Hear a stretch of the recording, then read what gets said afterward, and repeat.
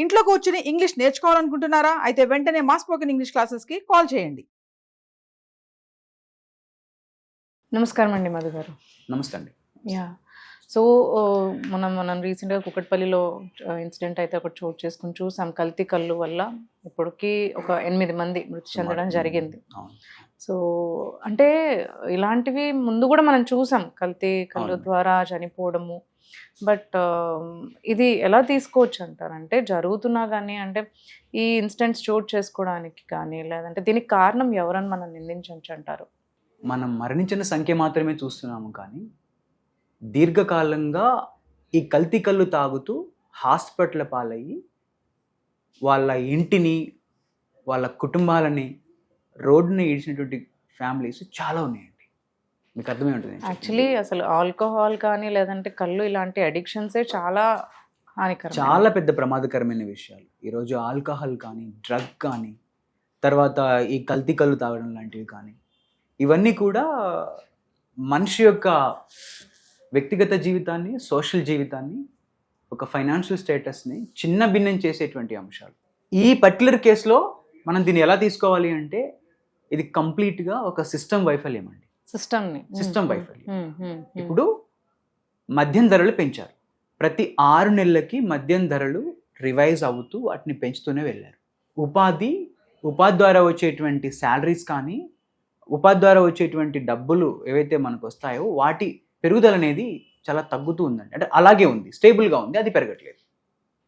ఒక సాధారణ వ్యక్తి వైన్ షాప్కి వెళ్ళి వైన్ కొనాలి అంటే ఆ రోజు పనిచేసినటువంటి ఆ మనిషి కనీసం 30% ఆఫ్ ది శాలరీ ఆ 1 డే శాలరీ నుంచి వెచ్చించాల్సి ఉంటుంది.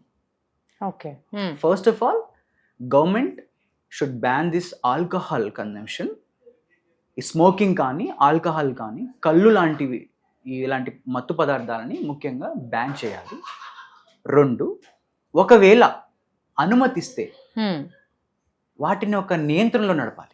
కరెక్ట్. అవును, పర్మిషన్ ఇచ్చినా కానీ దాన్ని ఒక అసలు ప్రాపర్ వేలో వెళ్తుందా లేదా అనేది చూసుకోవాల్సిన బాధ్యత. అండ్ గవర్నమెంట్కి ఒక సెటప్ బాడీ ఉంటుంది. కరెక్ట్. వీటిని ఒక ప్రాపర్ వేలో నడపడానికి ఎక్సైజ్ శాఖ అని ఒక శాఖ ఉంటుంది. యాక్చువల్గా కళ్ళు కాంపౌండ్లు ఎక్సైజ్ శాఖ పర్మిషన్ ఇస్తున్నప్పుడు కళ్ళు ఎక్కడి నుంచి తెస్తున్నారు, తెస్తే అక్కడ ఉన్నటువంటి చెట్ల సంఖ్య ఎంత, చెట్ల సంఖ్య ఉంటే అందులో కళ్ళు అవే చెట్లు ఎన్ని, అవ్వని చెట్లు ఎన్ని, కళ్ళు గీత కార్మికులు ఎంతమంది ఉన్నారు అంటే ప్రొడక్షన్ చూసుకోవాలి. కరెక్ట్. హైదరాబాద్ కేపీహెచ్బికి మీరు కళ్ళు సరఫరా చేస్తున్నారు అంటే కళ్ళు ఎక్కడి నుంచి వస్తుంది, ఏ చెట్ల నుంచి వస్తుంది, ఏ ఏరియా కూడా చూడాలేమో. అంతే కదా. అంటే మీరు అన్నట్టు అది ఇందాక అన్నారు కదా, అది వచ్చినప్పుడు అది దాని ఫ్రెష్నెస్ అనేది కొంచెం వరకే ఉంటుంది, కొంచెం టైం వరకే ఉంటుంది. ఎగ్జాక్ట్లీ. అంటే మనము ఎక్కడి నుంచి వస్తుంది, ఎవరు గీస్తున్నారు, ఏ కార్మిక సంఘం దాన్ని హ్యాండిల్ చేస్తుంది, వస్తే అది 24 hours లోపు కన్జ్యూమ్ చేయాలి. కరెక్ట్. అంటే చెట్టు నుంచి తీసిన దగ్గర నుంచి మీకు 24 hours టైం ఉంటుంది. అప్పటికే ఆ కళ్ళు చాలా పుల్లగా దాన్ని మొత్తం ఇది జరిగిపోయి తన సహజత్వాన్ని కోల్పోతుంది. కరెక్ట్. సో ఆ లోపే దాన్ని కన్జ్యూమ్ చేయాల్సి ఉంటుంది. ఇది మిగతా ఆల్కహాల్ లాగా కాదు కదా. బీర్కి ఒక 3 months వ్యాలిడ్ డేట్ ఉంటుంది. మిగతా వైన్, విస్కీ వాటికైతే మీరు సంవత్సరాలు, 100 సంవత్సరాలు, 50 సంవత్సరాలు ఆ బాటిల్ ఉన్నా కూడా వాటికి ఏమి కాదు. స్పిరిట్ యాడ్ చేస్తారు కాబట్టి. సో ఇది చెట్టు నుంచి వచ్చిన కళ్ళు కాబట్టి న్యాచురల్గా ఉంటుంది కాబట్టి, ఒక న్యాచురల్ ప్రాసెస్తో తయారవుతుంది కాబట్టి దీనికి ఒక 24 hours టైం ఉంటుంది.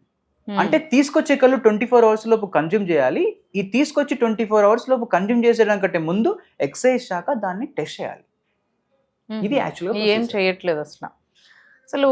అంటే దీనికి జనాలు ఎందుకంత అడిక్షన్ అనేది ఉంటుంది అంటారు? అసలు మంచి మాట. కళ్ళుకి ఒక సహజ సిద్ధమైన కళ్ళుకి ఎలాంటి అడిక్షన్ ఉండదండి. ఎప్పుడైతే వీళ్ళు డైజోఫాము, ఆల్ఫోజోము, ఓకే, ఈ కెమికల్స్ ఉపయోగించి, ఎడిక్టెడ్ కెమికల్స్ ఉపయోగించి కృత్రిమ కళ్ళు తయారు చేసే జనాలకు పోస్తారో అప్పుడే వీళ్ళు ఆ కళ్ళుకి ఎడిక్ట్ అవుతారు. ఓకే, ఇవేం చేస్తాయి ఇప్పుడు మీరు చెప్పిన డైజోఫామ్ కానీ? తప్పకుండా అవి నాడీ వ్యవస్థను ఎఫెక్ట్ చేస్తాయండి. ఒక రిపోర్ట్ చెప్తుంది, నాడీ వ్యవస్థని ఎఫెక్ట్ చేయడంతో పాటు అది ఒక డ్రగ్ లాగా మిగిలిపోతుంది.